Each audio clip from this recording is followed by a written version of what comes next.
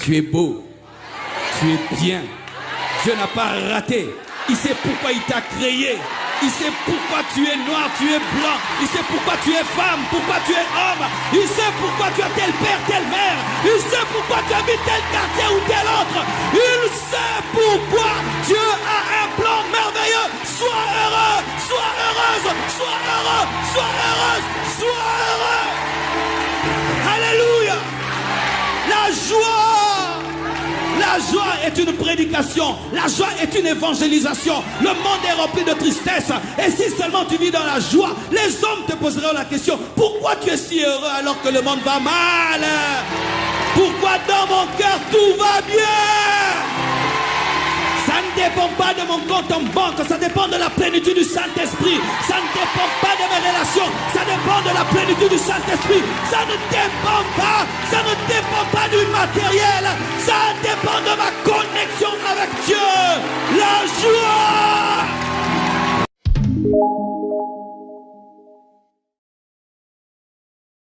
La joie. La joie, c'est la vie quotidienne d'un chrétien. Un chrétien doit être réputé être joyeux, heureux. Souris-moi un peu. Certains, il faut des crics pour qu'ils sourient. Heureux. Quand tu es païen, tu peux être colérique. Quand tu es païen, tu peux être triste. Mais tu es le temple du Saint-Esprit. Jésus-Christ habite en toi. Tu es protégé par des anges. Ton nom est écrit dans le livre de vie. Dieu te connaît personnellement. Si tu meurs maintenant, tu vas au ciel. Et si Jésus revient, tu es enlevé. Tu as une destinée claire qui est écrite dans la Bible. Dieu est ton ami. Dieu est ton père. Jésus-Christ est ton grand frère.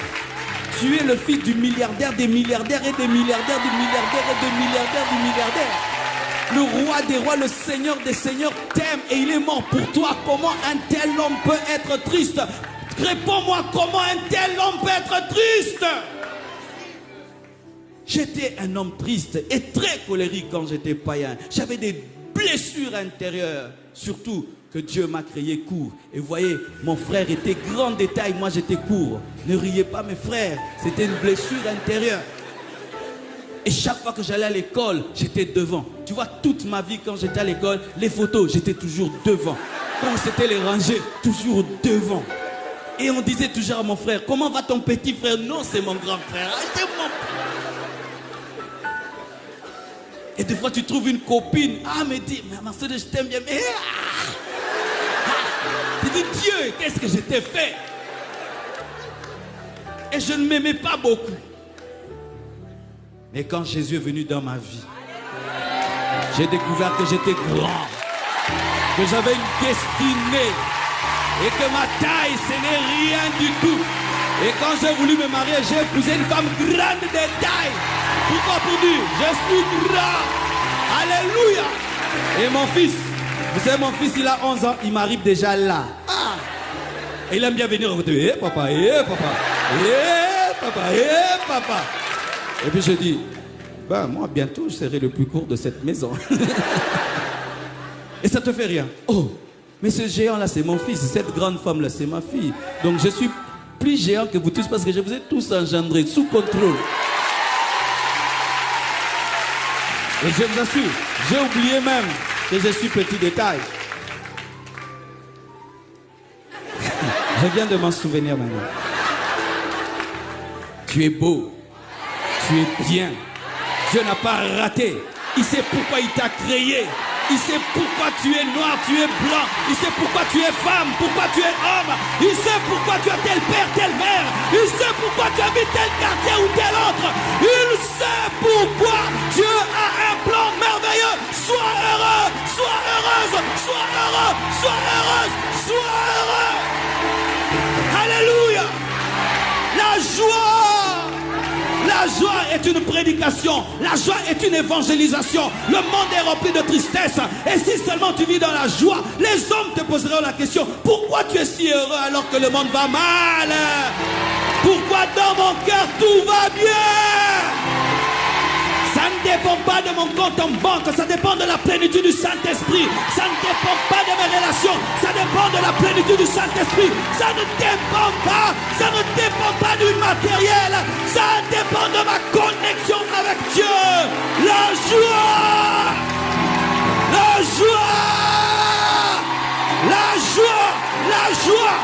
joie, la joie, la joie, la joie, la joie, la joie, la joie.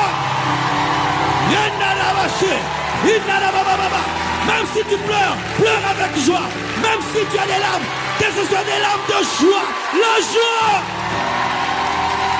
Même si papa est mort, j'ai la joie parce que Jésus-Christ est dans ma vie. Même si maman est morte, j'ai la joie parce que Jésus est dans ma vie. Même si mon mari est parti, ma femme est partie, j'ai la joie parce que Jésus vit dans ma vie.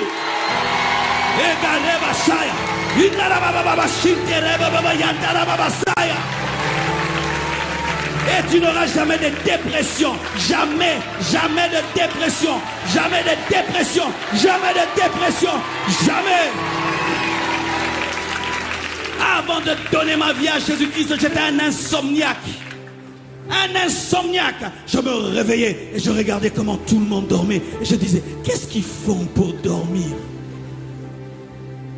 Mais quand Christ est venu dans ma vie, il m'a donné la paix. Il m'a donné la joie. Et je peux même oublier ce qui se passe autour de moi. La joie du Saint-Esprit est ta force. Ne perds jamais ton sourire. Ne perds jamais ces yeux-là qui brillent de joie. Ne perds jamais ça.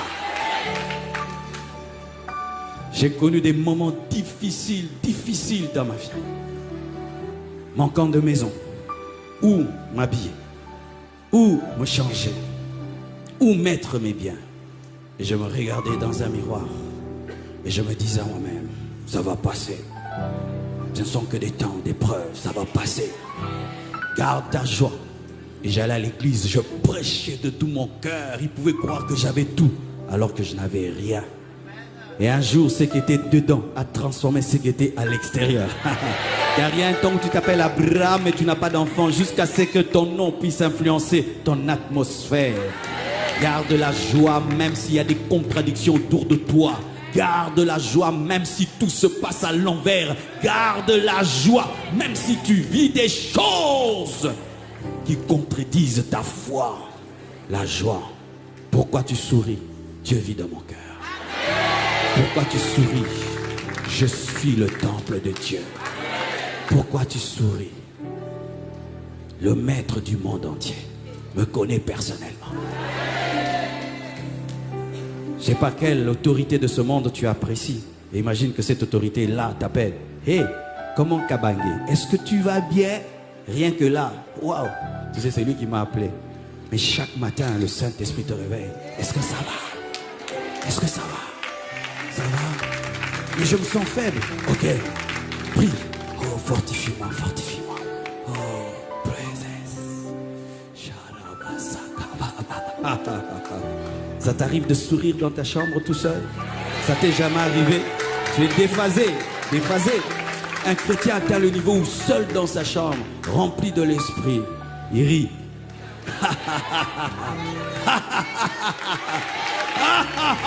Oui, mon frère, la joie.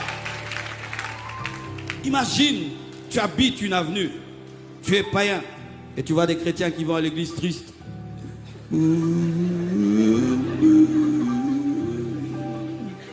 Tu vas leur dire, c'est où votre église?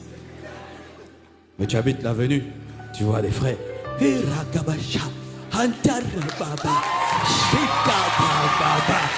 me dis, alléluia, loué soit l'Éternel et je suis délivré de tous mes ennemis. La joie du Seigneur est ma force. Il va te dire, frère, pourquoi es-tu si heureux? Mais tu marches à pied, tu n'as rien. Non, ma joie ne vient pas de cela. De quoi? Assis-toi, je vais t'expliquer. Tu sais, il y a un homme qui s'appelle Jésus. Il est venu sur la terre, il est mort à la croix. Il a versé son sang. Et après 3 jours, il est ressuscité d'entre les morts. Et alors que les disciples étaient dans la chambre haute, il a envoyé le Saint-Esprit qui les a remplis. Ce qui est arrivé dans Acte 2 m'est arrivé aussi. J'ai le Saint-Esprit en moi. Toi, tu as le Saint-Esprit. Comment on reçoit le Saint-Esprit? Agenouille-toi, dis Seigneur Jésus, je t'invite, entre dans ma vie et tu fais un disciple. Lorsque vous êtes rempli de tristesse, vous empêchez au monde de venir à Christ. Vous empêchez au monde de venir à Christ. Et tout le monde peut savoir sans prophétie que tu as des problèmes. C'est très dangereux pour les faux prophètes. Il ne faut pas faire ça en ce temps où il y a des faux prophètes. Ils vont savoir, rien que par ton visage, que tu as des problèmes. Il faut avoir la joie, comme ça ils ne savent pas ce qui t'arrive.